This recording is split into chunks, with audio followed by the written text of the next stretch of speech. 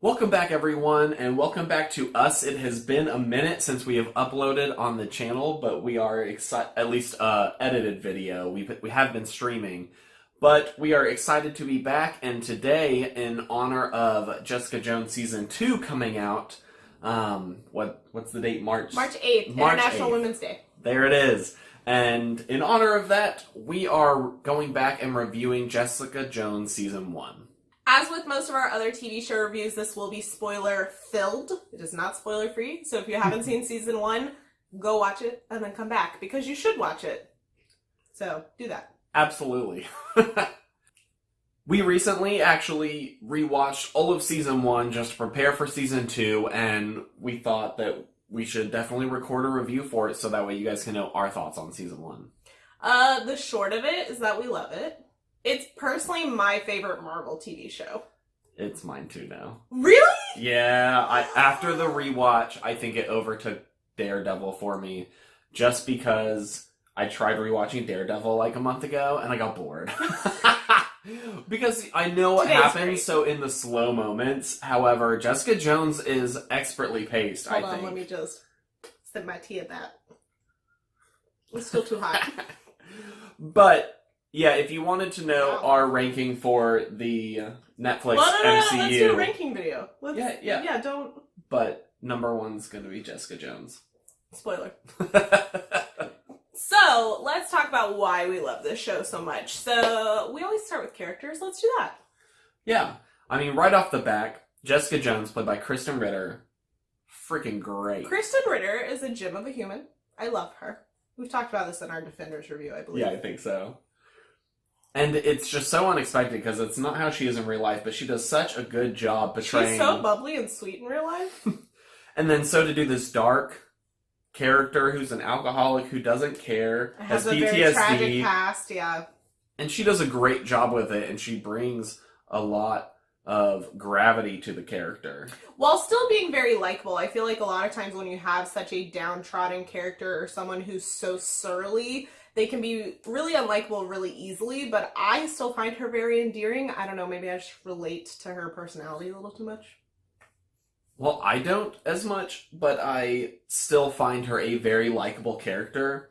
And typically with a character that has all her stuff and all the things that she does and happens to her, I could see it could have been very easy for them to write her a little bit differently and have that character be very unlikable the entire time. But somehow they pull it off and you end up rooting for her character the entire time. She's very much an embodiment of the trope of someone who's very hard-edged but still cares, and I am a sucker for that trope. I love it so much. One of my absolute favorite parts of this show are the secondary characters. I think that this show has the best secondary characters out of any of the Marvel TV shows, possibly DC as well. I do like the DC shows, but the secondary characters in this show are excellent. From ones that are only in a couple episodes to ones that are throughout the whole season, they are just so fleshed out and they add so much to the story. They're not there just for fluff, ever. And one of the biggest characters, which surprised me on our first watch when he came in on episode 1 actually, Luke Cage is in this, who is a huge character to just have pop in. Well, yeah, now he has his own show, and he's in Defenders as well. But at the time of this coming out, this was his first appearance. There's the word. It was his first appearance on screen for the first time, and I didn't even realize who they cast and who it was. Oh, really? And then, so as soon as I saw him, and he's like, "I'm Luke Cage." I was like, "Oh my gosh, that's Luke Cage," and it was perfect.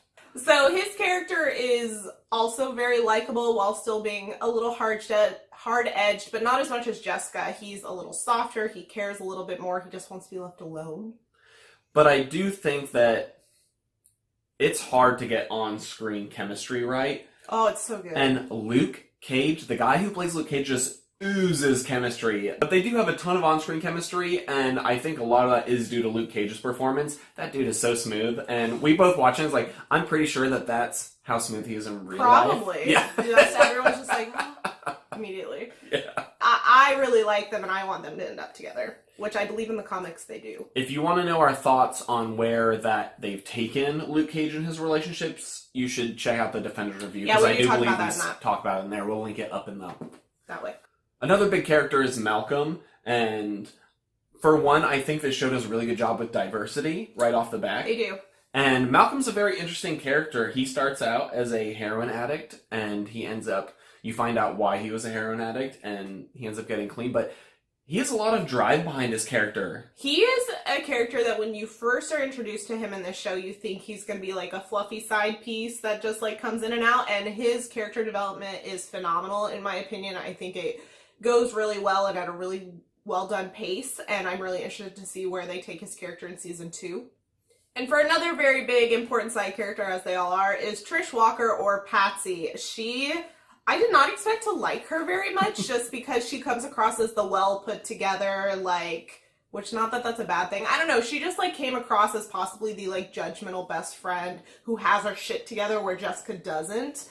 And I think that they play off of each other very well, and her character development is also very good. They don't take it quite as far as I thought they were going to, which I think is good because they needed to focus on other aspects in season 1, but I think we're going to get a lot more of her in season 2. The cool thing about this show is whether it presents their baggage up front or later, everyone has it, and I think that's cool. So like at first, yeah, you're like, oh, Trish has it together, but they drop tiny little hints the first couple episodes before they reveal that no, like a big problem was she was abused throughout her whole childhood, and now she's like trying to learn to protect herself while still trying to hold it together, despite being the responsible one out of her and Jessica. And I think such an important part of this TV show is that this baggage that all these characters have do not define them in any way. I think every single character is not defined by that, except for maybe a lot of bit of the villain, but that needed to be for his character. But for the other, like, good guys, everyone has their own shit to deal with, but they aren't bogged down by it, and they're not reduced to just that piece of baggage, which I think a lot of, like, drama central TV shows tend to fall into. As we move towards the darker side, talking about villains, there's a character who is completely gray and in the middle, and that is Jerry Hogarth. And I think that she works for the law firm that Foggy used to work for. Correct. She was in Daredevil, I believe. At least, was she in season 1 or season... I think she was in season 1. Yeah. She's been one of those recurring characters, and she shows up in the Defenders and a lot in Iron Fist as well. Yes. The parts that we saw, anyways. But I mean, she does a really good job at playing someone who's not very likable, but also, I guess, understandable. Like, a lot of her decisions make scummy, sense. Though. Yeah, she's so scummy.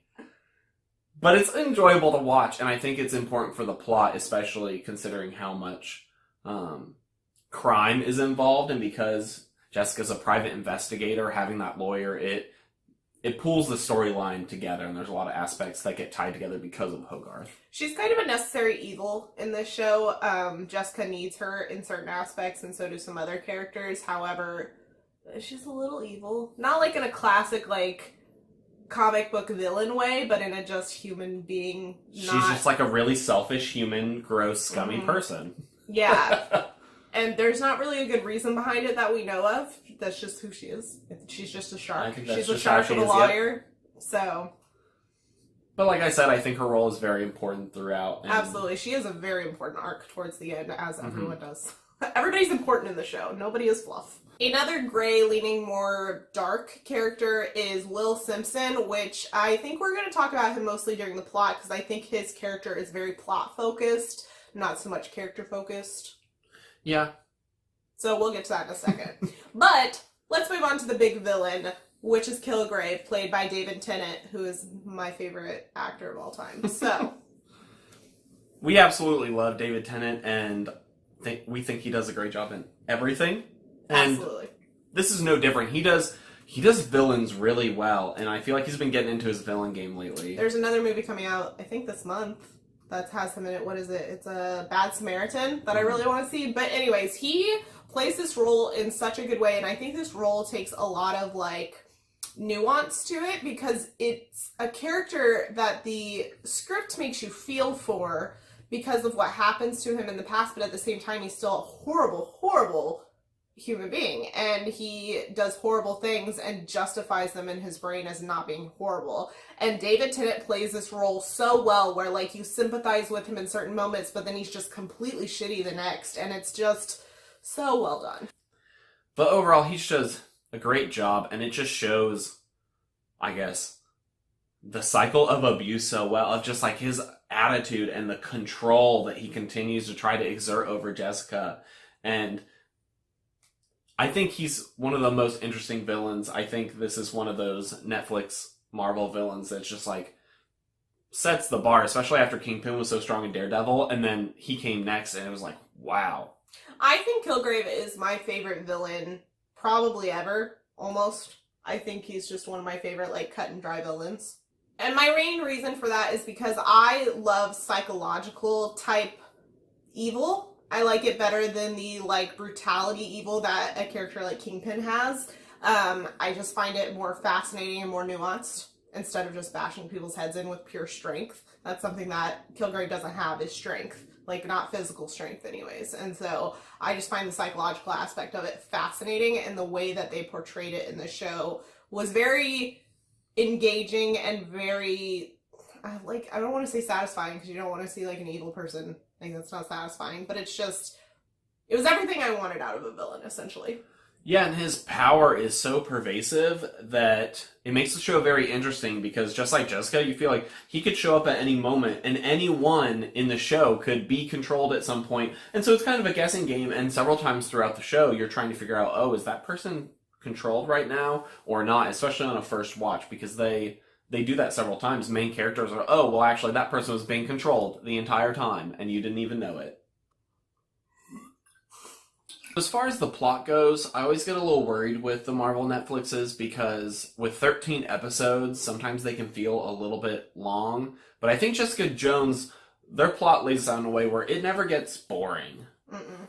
And every episode is important, and it plays like a 13-hour movie. Well, I would say some TV shows, they feel episodic, and Jessica Jones does not. It's just a constant flow of story. Yeah, I felt like throughout the plot, you start picking up details about each character, and I guess their character arc, but no one's arc really closes out during the season, except for Kilgrave's. Yeah. So, besides his arc, which I don't think it's done, because we know he's appearing in season 2. Well, they're going to bring him back with Jessica's PTSD and such, I believe. We'll see. Correct. But as a villain, his point is always for Jessica's development, not necessarily his own. And so all those characters have different arcs. Malcolm's arc isn't over. Trish's arc is just getting going. Simpson, we know, might come back, and we'll get to those. But I do think it sets things up very well by just leaving all those characters open. You want to come back and see more of what happens to them. One thing I absolutely love about the show, on top of everything else I've already mentioned that I love, is the fact that this show is not an origin story. I'm so tired of superhero origin stories on screen. I'm just worn out from it. And sometimes it's good, but it's still, it's just a little played out in my opinion. And I love that they just plop you into Jessica's life. This is her post her, learning about her powers, post her first encounter with this villain. This is not her first time encountering this person, and they're evil. And so you're getting plopped into the middle of a story, and it just feels very engaging from the get-go, but you also don't feel lost. So I think this season does a really good job of pulling things along, but also closing up what it needs to in a pretty nice way. And some people criticize the very last episode for how abrupt, how neatly it tied the knot on Kilgrave's storyline, because at the end, Jessica snaps his neck. And I think the important thing, though, is it's clear for Jessica, and from what we've seen of season 2 and her character, that just because she's done with Kilgrave doesn't mean that her PTSD is gone, doesn't mean that her issues that came from being held captive and raped and assaulted by him for months, that doesn't just go away because of it. And I think her character has a lot of interesting ways to grow after. Yeah, she's dealt with the physical threat, but not the mental, I guess. And while he's not there to actually mentally get in her head, he still is in her head, whether he's alive or not. And she needs to process that, because that's something she never did and didn't do throughout season 1. She never processed what she was doing. She was just trying to fix it and end it, but not, the whole therapy aspect of it, which she's never going to do. But, we're going to see her get, a untraditional therapy, I think, through season 2 with her investigating her past. Yeah, I definitely think that all the characters have interesting directions to go, like we said earlier. I think another big one was Trish, who was with her at the end when she killed Kilgrave. Oh, I'm so excited for Trish's next part of the story. And with her training, and from what we've seen from some of the trailers, it's clear that she's going to be trying to get on the street more, fighting more, be more of her sidekick. Well, and that matches up with her comic book character, so... Which is true. And it seems like Malcolm is going to be a lot more involved as well. We saw him, he was about to leave Jessica because he was bummed out and felt like Jessica wasn't kind of giving him respect. But it was clear that he wasn't quitting on her, and he came back, and that he actually answered the phone at the end, and so we may get more of an Alias investigation season. And so I think you see the crew kind of coming together of the core cast and how they're going to each be there and be present, whereas this season... They kind of came in and out, so people would come in for big plot arcs and then leave for a little while. So we've said a lot of positive things throughout this, and I don't think we have any negatives, but there were some parts where I was just a little less enthused about, I would say.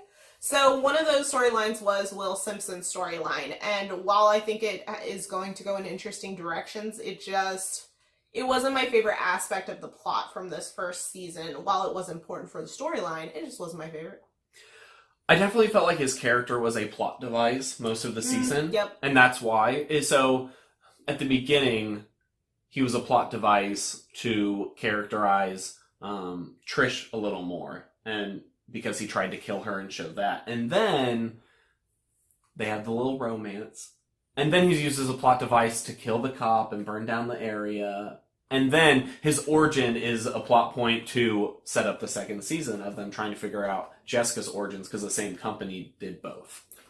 I will say that his character storyline made for some very clear, like you said, development of Trish's character, and some of it was a little like, but I was worried at first with their whole little romance thing that they had, that it was just going to be that, and that was going to be where Trish's character went, and then it got better. And I think that there's this one scene in this that just really defines for me how well written this show is, and that was the part where, like, they're all sitting in the kitchen, and he's trying to, like, give his input on what to do next, and she's like, hey, last night was fun, but you don't get a say in this. Yeah, like, just because we had sex last night does not mean you get a say in what we do. Yeah, she just, like, shut it down and kept moving on, and I was like, yes. And I think that the writers very clearly were like, oh, well, she can enjoy this and let go and have some fun or whatever, but, like, it's not going to change her character, and it's not going to be the puppy dog falling in love kind of thing, which I appreciated. And with that, let's talk about our expectations or just hopes for season 2. I hope it's just as good. I like that it's clearly going in a different direction from season 1. Season 1 was its own story, and while season 2 will be a continuation of Jessica's piece of that and everybody else's piece of that, like we said, there was a lot of setup for a continuation, but the storyline looks like it's going to be completely different. I personally don't like when storylines are, like, super stretched out into, like, 2 or 3 seasons of, like, one specific storyline. Like, it's different if you have an overarching thing, like Jessica dealing with her PTSD or something like that. But if Kilgrave, like, just Kilgrave being alive and manipulating people had stretched out for too long, I think it would have cheapened it, and I'm glad that they're not doing that from what it looks like. If you didn't know, we didn't really enjoy The Defenders. If you clicked earlier and went and watched that and then came back to this, you would know we really didn't like Defenders, and I even felt like Jessica's character in that was not quite as strong. And so I guess my biggest hope is that they don't spend time on her, like, feeling bad. She didn't really even know Daredevil, so it's not really in her character to feel that bad about it.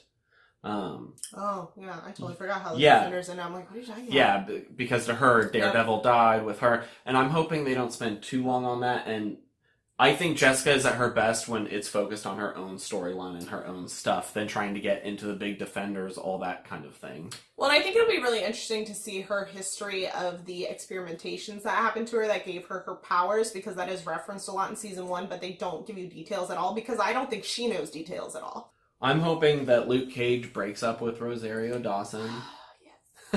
And maybe he comes in for, like, an episode. I hope he shows up at some point a little bit, because he is such a big part of her character that I hope he doesn't just completely disappear for a season, or there's at least a reason why.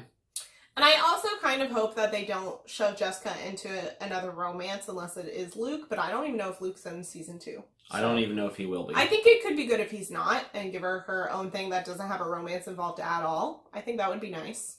Well, we'll see. One thing we did find out about season 2 just today was that every episode was actually directed by a woman, and I don't know if they're all different women. I think it's 13 different women. So that's cool, at least, and I do think that they're kind of focusing on that feminist aspect of, like, which the first season already was very much that way, of showing how these things don't stop these women, even if they fuck them up a little bit, they don't ruin them, and it might be a part of Your them. damage doesn't define you. Yeah, and I think that it's a powerful message that I hope they continue, and it seems like they're going to continue rolling to season 2. Yeah, and we did find out about the directors of season 2 because Kristen Ritter was on Stephen Colbert when we were watching an interview earlier, and she said that they didn't go in with the intention of having every episode directed by a woman, but that's just how the interviews played out. It sounded like they were aiming for a 50-50 split, or as close as they could get to it, and then they just ended up going with all women as they began Because so many showed up. vet people. Yeah, so I'm very excited and interested to see how season 2 goes. Before we wrap up, we did have one other thing to mention, more of the cinematography and like production design of this show, which was the colors, which I think that has been a theme throughout all of the Marvel Netflix shows, is they're very color focused, which is very comic booky, and I like it. But oh, the purples, man, the purples and like subtle blues, those are my jam. Blues and purples. Yeah, the palette was really cool, especially how they use color in showing her PTSD effects. Yes. So you'd be in like a normal room and you'd start to have like a little purple seep in, things like that, just whenever she was having an effect. You could almost like preemptively start to see it happen before she like started to react. Oh, yeah, and that's true. it was pretty cool how they used color so much, especially around David's character, to show when he was, you know, showing up in her head or just in general. And the intro for this season is just phenomenal. It's my favorite out of all of them so far. And along with the colors with Luke's character, they have some yellow play into that. It's not very strong or super obvious, but it's there in some scenes here and there. So the use in color in all Marvel Netflix shows have been pretty darn good. And I really liked it in this one as well. Just wanted to mention it. Overall, Jessica Jones Season 1 is a great noir-styled and paced thriller that is just superhero-y enough that I think even if you're not a big fan of like Marvel Netflix shows, we've recommended this to several people who are like, I don't really dig the superheroes, and they end up really liking the show as well. And I also think there's enough of that if you are really into superheroes, you can enjoy that as well, especially around Jessica and her conflict with Kilgrave. Overall, like we said, we have no complaints about the show besides like a minor storyline. This show's really good and one of our favorites. You should definitely go watch it. And if you guys like this video and like our TV show reviews, please give us a thumbs up down below. It lets us know that you want to see more of these. We have been trying to do more TV show reviews this year, especially current ones, as we'll be doing season 2 after this upcoming weekend. And yeah, subscribe if you want to see more of our videos. We have a lot of different kinds of content. We got TV shows, movies. We're going to be having some board game related content coming soon, and we've been live streaming video games off of our PS4. So if you want to check those out, you can. And if you do want to see any of our existing videos, you can check them out over here. And we will see you guys in our next video. Bye.